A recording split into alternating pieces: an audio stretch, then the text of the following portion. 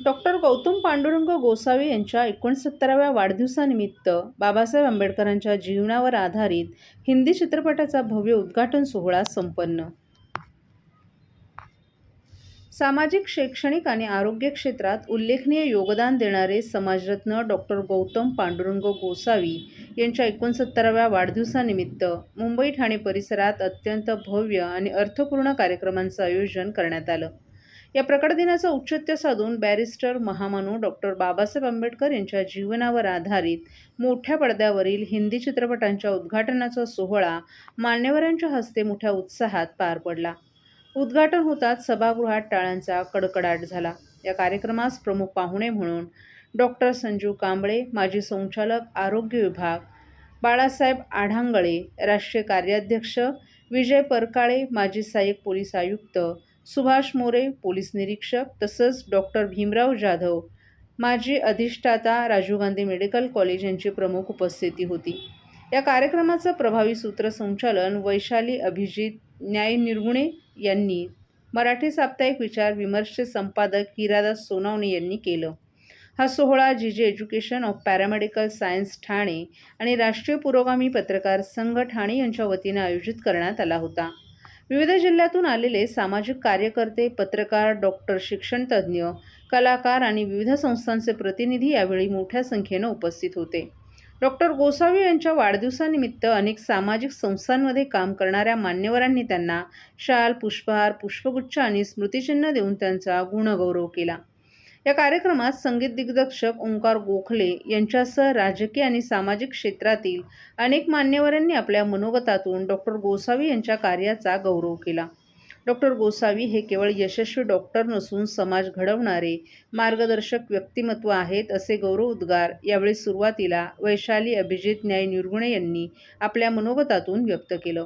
Doctor Bhimrao Jadhav यांनी blue zone संकल्पनेचा उल्लेख करत 130 वर्ष जगता येतं, तसंच दीर्घायुष्य आणि आरोग्यसंपन्न जीवनशैलीविषयी त्यांनी मार्गदर्शन केलं आणि डॉक्टर गोसावी यांच्या ऊर्जादायी कार्याचंही मनःपूर्वक कौतुक केलं.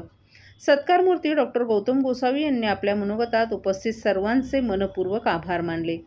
वाढदिवस येतो आणि जातो, परंतु समाजकार्य करणाऱ्यासाठी प्रत्येक दिवस हा महत्त्वाचा असतो, असं त्यांनी सांगितलं. आपल्या वडिलांच्या स्वातंत्र्यसैनिक आणि समाजसेवेचा वारसा उल्लेख करत आर्थिक स्वावलंबन आणि शिक्षणाच्या बळावर समाज परिवर्तन घडवणं हीच आपली भूमिका असल्याचंही त्यांनी स्पष्ट केलं. एकूणच डॉक्टर गौतम पांडुरंग गोसावी यांच्या सामाजिक, शैक्षणिक आणि आरोग्य क्षेत्रातील कार्याचा गौरव करणारा हा कार्यक्रम प्रेरणादायी, भावनिक आणि समाज प्रबोधनात्मक ठरला. तुम्हा सगळ्यांना बघून माझ्या अंतःकरणातून एक जिव्हाळा निर्माण झालेला आहे की असे वाढदिवस मी पुष्कळ सेलिब्रेट केले. मी अमेरिकेला सुद्धा वाढदिवस माझा सेलिब्रेट केला, आफ्रिकेला सेलिब्रेट केला, युरोपलासुद्धा सेलिब्रेट केला, पण एवढी प्रजा नव्हती. पण तुम्ही आमचे एका शब्दांना तुम्ही आलात, त्याबद्दल खरोखरच मी तुम्हाला हृदयापासून तुमचे आभार मानतो. मित्रो, एक दोन गोष्टीचे सांगणं गरजेचं असं वाटतं की वाढदिवस येतो आणि जातो. एकदा काय झालं होतं की 21 वर्ष आधी सूर्यवंशी म्हणून एक समाज कल्याण अधिकारी होते आणि त्यांच्याकडे नेहमी जायचं मी. जे काही महामंडळ होते त्या मंडळाच्या भेटी घ्यायचं आणि ते मला युवकाविषयी इतर योजना सांगायची की सर तुम्ही ह्या योजना राबवा युवकांसाठी, आणि तेव्हा मी युवकावरती काम करायचं. मी सेंट्रल जेलमध्ये सुद्धा कैद्यांना मी प्रशिक्षण दिलेलं आहे. त्यांनी बरेच काही कामं केलेली आहेत. तर त्या पिरियडमध्ये सूर्यवंशी सरांनी सांगितलं की सर तुम्हाला आम्ही दलित मित्र पुरस्कार देतो, तुम्ही फक्त फॉर्म भरून द्या. आणि त्यावेळी काय होतं की दलित मित्र पुरस्कार म्हणजे खूप मोठा, म्हणजे शासनाचा पुरस्कार. तर म्हटलं काय हरकत नाही, काय पाहिजे तुम्हाला, हे सगळे कागदपत्र दिले. आणि झालं असं की तेव्हा माझं वय 49 होतं आणि त्याला वय पाहिजे तर 50. तर सर म्हणे काय हरकत नाही, रिकमेंडेशन करतो.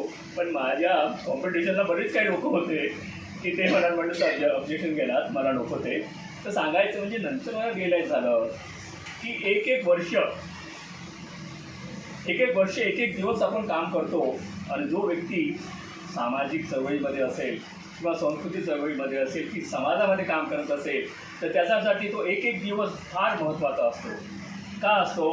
कारण की आता तुम्ही माझा वाढदिवस साजरा केला, पण मला वाटते की जसजसं आपलं वय वाढत जाते तसतसं आपल्याला काम करायची आवड निर्माण होते समाजामध्ये. कारण की होते असं की आपण त्या तळागाळातून आलेलो आहोत.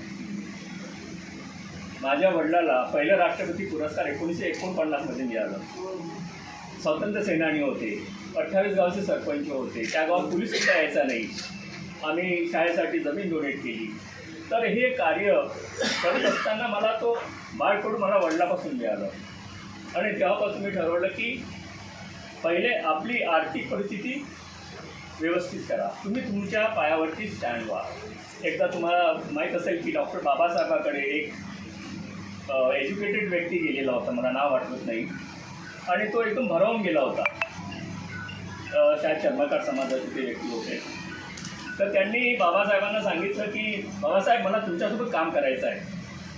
तर बाबासाहेबांनी त्यांना विचारलं की बाबा तू काय करतो, तू जस्ट आता ग्रॅज्युएट झालेला आहे, नोकरी करणे, मला काम करायचं आहे. तर त्यांनी विचारलं तुझ्या घरात कोण कोण आहे.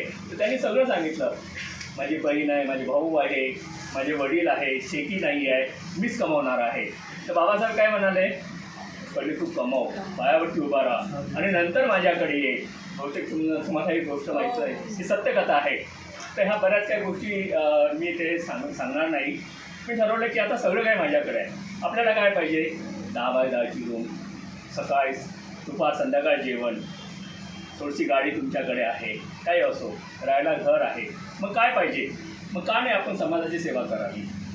तर प्रत्येकाने असा विचार केला. तर असं म्हणत नाही की तुम्ही तुमचे सगळं आर्थिक त्यांना करा, पण तुम्हाला जर सगळ्या सुखसोयी असेल, राहायला घर असेल, सुखसोयी असेल, तर तुम्ही का समाजाची सेवा करू नये. तर ही कल्पना मी आणि माझ्या मेसेजने ठरविली.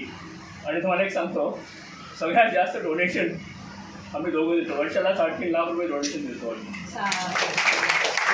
का देतो, कारण की आमच्या पुढचं आम्हाला आहे, पण समाजाला काही देणं असते.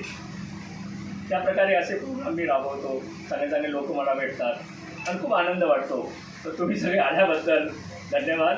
आता जेवणाचा स्वाद आपण घेऊया आणि असंच भेटत राहूया. जय हिंद, जय भारत, जय महाराष्ट्र.